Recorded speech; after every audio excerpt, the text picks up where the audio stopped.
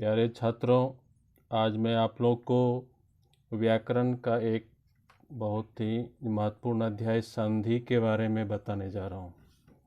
मैं संधि को कई भागों में आप लोग को बताऊंगा, जिससे इसकी एक एक बारीकी आप लोग को समझ में आ जाए।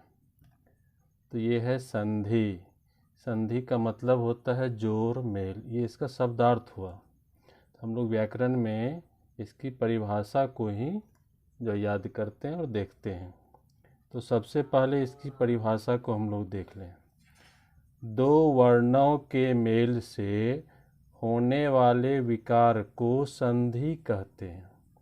इसमें क्या होता है बच्चों? सिर्फ दो चीज़ होता है।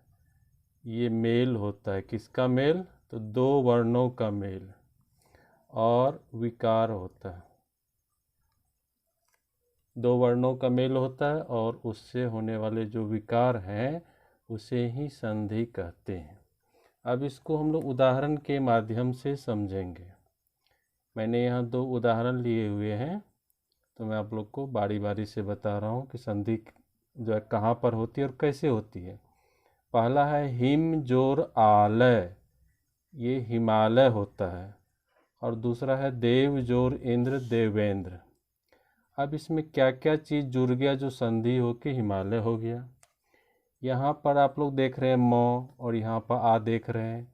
तो क्या हम ऐसा मान लें कि मौ और आ के साथ जुड़ गया है? तो नहीं। ये जो हमारा मौ बनता है, ये जो है मौ हलंत और जो है अ से जो है मिलके बना हुआ है। ये पूरा मौ जो है, ये मौ हलंत और अ, ये दोनों के मिलने से मौ बनता है। तो इसका मतलब ये हुआ कि ये जो अ है, ये मौ के अंत में अ है, जो दिखाई नहीं पड़ता है, क्योंकि अ की कोई मात्रा होती नहीं है कि जो दिखाई पड़े। इसमें देखिए ह में ह्रस्व ई की मात्रा दिखाई पड़ती है तो हम लोग लगाते भी हैं, लेकिन अ की कोई मात्रा नहीं होती है, तो वो इसी में मिला हुआ रहता है। जब अ हट जाता है तो म हलंत जैसा दिखता है, ये आधा वर्ण हो जाता है। तो यहाँ वाला अ और ये जो आ है, ये दोनों आपस में इसमें मिला हुआ है। ये अ और आ, ये दोनों मिलके आ हो गया है। तो हम लोग यहाँ पर देखेंगे, यहाँ जो आ है इसकी हम लोग जो है मात्रा को देखते हैं। ये तो हिम तो ठीक है। अब यहाँ आ और लय, ये जो लय है ये हमको यहाँ दिख रहा है, और ये अ, यहाँ वाला अ और ये आ मिलके हो गया है आ, और उसकी मात्रा को हमने यहाँ लगा दिया, तो ये हो गया हिमालय। और उसी तरह से आप लोग देवेंद्र में देख सकते हैं। तो आप लोग बताइए, व के अंत में यहाँ क्या होगा? ये निश्चित रूप से अ होगा। तो ये जो अ है और ये ई, तो अ और ई आपस में जो है मिल गया है। ये छोटा ही है बच्चों, यहाँ पे गलत लिखा गया। तो अ जोड़ ई जो है मिल गया है, तो हो गया है ए। तो ये हम लोग यहाँ पर ए की मात्रा यहाँ लगा हुआ है, देखते हैं। तो देव में ये दोनों मिलके ए की मात्रा लगा दिए, देवेंद्र, और यहाँ से आधा न धरो संयुक्त हो गया, ये देवेंद्र हो गया। तो ये जो यहाँ पर अ और आ जो मिला और मिलकर जो आ बना, उसी को संधि कहते हैं। और यहाँ पर अ और ई मिलके जो ए बना है, और यहाँ ए की मात्रा का प्रयोग हुआ है, इसे ही ये बीच वाले जो बनते हैं, जो विकार होता है, उसे ही संधि हम लोग कहते हैं।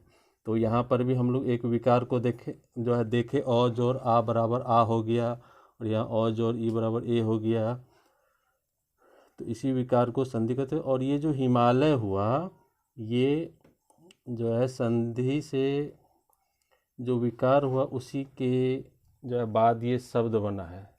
तो ये संधि से बनने वाले शब्द हुए। ये देवेंद्र जो है, ये संधि से बनने वाले शब्द हुए। और हमें परीक्षा में आता भी है कि हिमालय का संधि विच्छेद करें।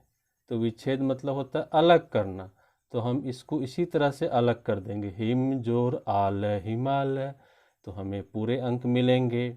और यदि कोई पूछे कि इसमें कौन कौन से वर्णों के मेल से संधि हुआ है, तो वो भी हम लोग बता सकते हैं कि म का अ और ये आ, ये दोनों यहाँ मिला हुआ है। उसी तरह से व का अ और ये ई यहाँ मिला हुआ है, तो मिलने से संधि हुआ, विकार पैदा हुआ, और विकार पैदा होगा तो संधि होगा ही होगा।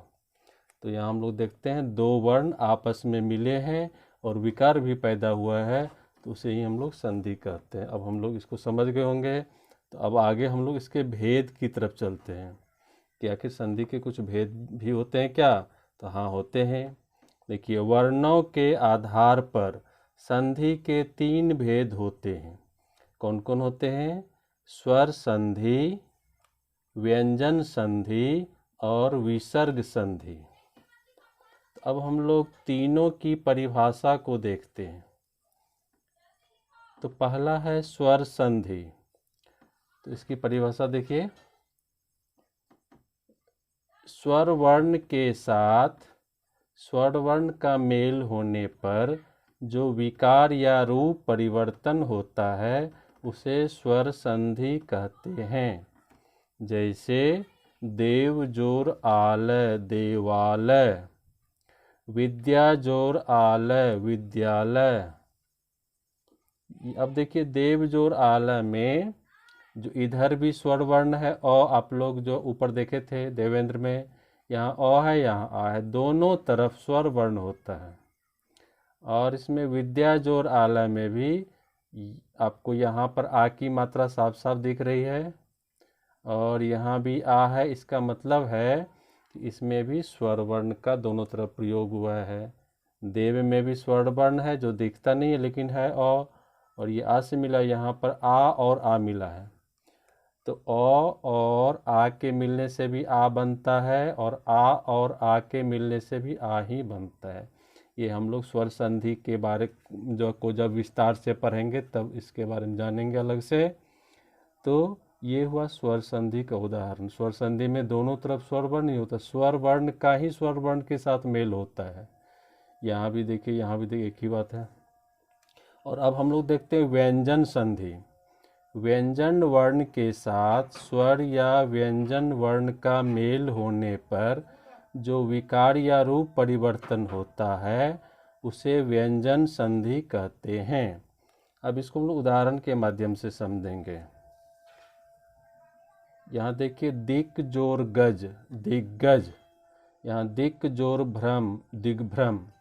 इसमें व्यंजन संधि में क्या होता है, एक तरफ तो व्यंजन वर्ण होता ही है, दूसरी तरफ या तो स्वर वर्ण हो सकता है या व्यंजन वर्ण हो सकता है, दोनों में से कोई एक हो सकता है, लेकिन एक तरफ जो व्यंजन वर्ण जरूर रहेगा। यदि दोनों तरफ स्वर वर्ण हो जाए तो क्या होगा, वो जो स्वर संधि हो जाएगा। इसलिए व्यंजन संधि में एक तरफ व्यंजन वर्ण का होना जरूरी है। इसमें देखिए क में हलंत लगा हुआ है, इसका मतलब हुआ कि ये शुद्ध रूप से व्यंजन वर्ण है। यहाँ भी क में हलंत लगा हुआ है, तो ये भी जो व्यंजन वर्ण है।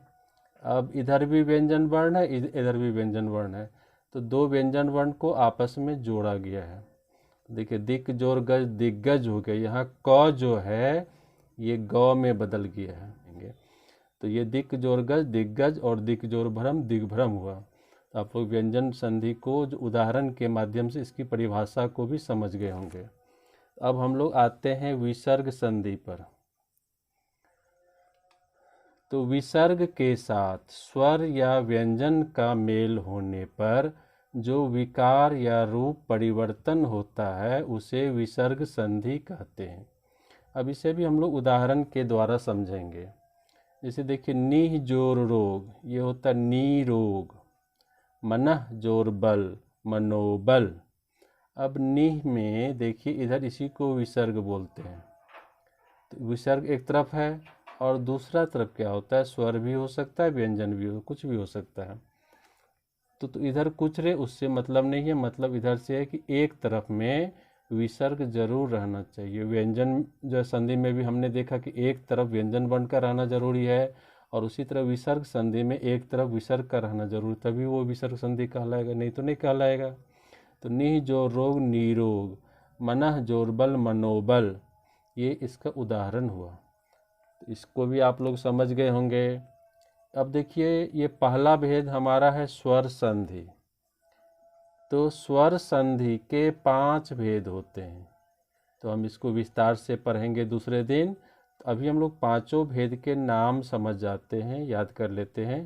पहला है दीर्घ स्वर संधि, दूसरा है गुण स्वर संधि, तीसरा है वृद्धि स्वर संधि, चौथा है यण स्वर संधि और पांचवा है अयादि स्वर संधि। तो इसी को हमने संक्षेप में लिखा है दीर्घ गुण वृद्धि यण अयादि। तो इन 5 भेद के बारे में एक एक भेद को हम लोग एक एक दिन पढ़ेंगे और इसको अच्छी तरह से समझेंगे। तो आज हमने समझा संधि की परिभाषा, उदाहरण, भेद। 3 भेद होते हैं, स्वर संधि, व्यंजन संधि और विसर्ग संधि। तीनों को हम लोग उदाहरण के द्वारा परिभाषा को भी समझने का प्रयास किए हैं। और आज हमने स्वर संधि के 5 भेदों के नाम भी जाने हैं। तो आपने जो हमारा इस वीडियो को ध्यान से देखा और सुना, इसके लिए आपका बहुत बहुत धन्यवाद।